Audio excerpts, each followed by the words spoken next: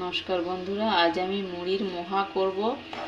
খেজুরের গুড় নিয়েছি, আমি একটু জল দিয়ে দেবো। এতে গুড়টা ভালো করে জাল করে নেব। গুড়টা ভালো করে জাল করে নিয়েছি, দেখুন জাল করে নিতে হবে। এবার আমি মুড়ি দিয়ে দেবো, মুড়ি দেবো, নাড়তে থাকবো।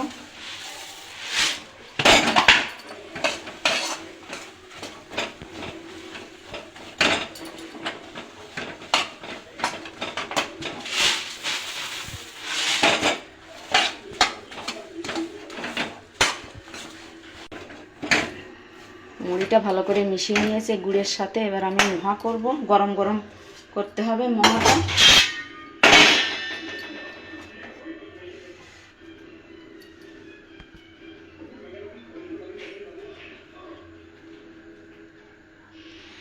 আমি এভাবে সবগুলো করে নেব।